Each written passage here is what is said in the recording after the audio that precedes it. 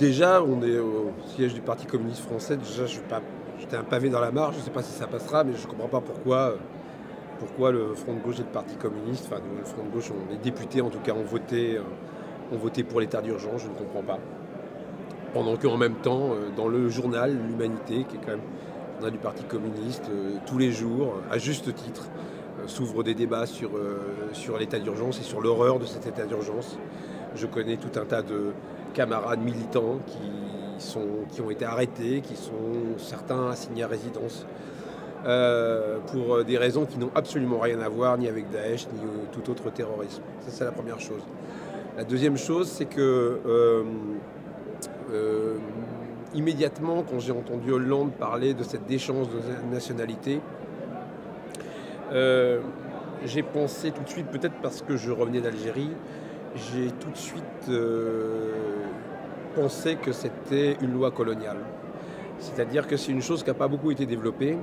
Bien sûr, je partage l'avis de tout le monde sur la remise en cause implicite du droit du sol, sur le fait qu'on fait, comme Pierre Laurent l'a rappelé ce soir, deux catégories de citoyens, les binationaux et les autres, sur le fait que cette mesure n'aura aucune conséquence sur la sécurité, puisqu'évidemment un kamikaze se fout éperdument de savoir quelle nationalité lui sera enlevée. Ça, même les fous du tout sécuritaire l'admettent bien.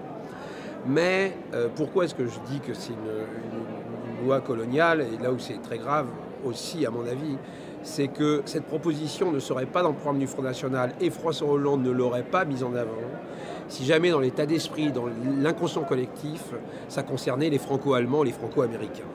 Ce que je veux dire très clairement, c'est que dans l'inconscient collectif, on sait très bien que cette binationalité dont on parle concerne les Maghrébins particulièrement, à savoir les Algériens, les Marocains et les Tunisiens. Et imaginons que ça concerne les franco-allemands. Que dirait-on, que dirait Merkel si on lui disait maintenant nos terroristes, on va vous les renvoyer en Allemagne? Bien. Dans déchéance de nationalité, il y a le mot déchet. Il y a ce mot-là qui apparaît, le mot déchet. Alors on va renvoyer nos poseurs de bombes, nos déchets, les déchets de l'humanité, on va les renvoyer dans ces pays-là, poser des bombes ailleurs, en Tunisie, au Maroc, en Algérie, etc., etc. Il y a un côté monstrueux là-dedans, de considérer ces pays comme nos poubelles.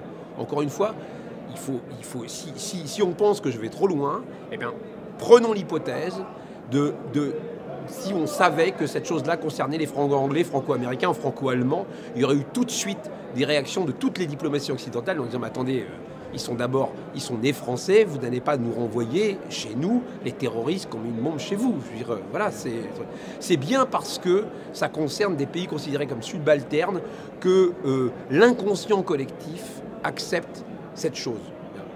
Et bon, c'est peut-être parce que j'ai beaucoup travaillé sur l'Algérie, tout ça, mais il m'est arrivé de faire pas mal de débats avec notamment Benjamin Stora, grand spécialiste de l'Algérie, qui rappelle toujours que le grand mal français, c'est que notre société, l'histoire contemporaine française, est basée, selon lui, sur un triptyque, à savoir les Lumières, la Révolution française et l'histoire coloniale. Tant qu'on ne parlera pas de l'histoire coloniale, tant que l'histoire coloniale ne sera pas enseignée, on ne pourra pas comprendre, décrypter, analyser et expliquer. Je ne dis pas excuser, je dis expliquer ce qui se passe actuellement. Et là encore, dans cette déchéance de la nationalité, il y a cette chose-là sous-jacente que ressentent absolument tous les gens qui sont dans ces histoires coloniales.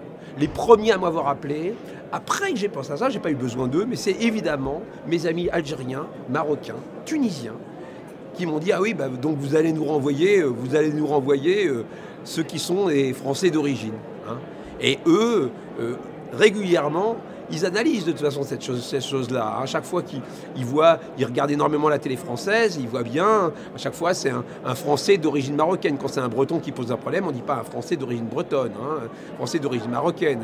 Et puis les Algériens s'amusent beaucoup de voir notre héros Zinedine Zidane en 98 si haut et si bas en 2006 quand il donne un coup de boule à Materazzi. Et là où on expliquait, comme Finkielkraut en premier, expliquant que voilà, c'était des gens qui qui n'avait pas d'éducation et que ça a expliqué, qu'on expliquait là, ce signe, Finkielkraut a fait un grand papier là-dessus pour expliquer que ce signe de Zidane, ça dénotait tout le malaise de la non-éducation de ces gens, etc. Tout d'un coup, là, il était algérien quand il a donné le coup de boule. Bon.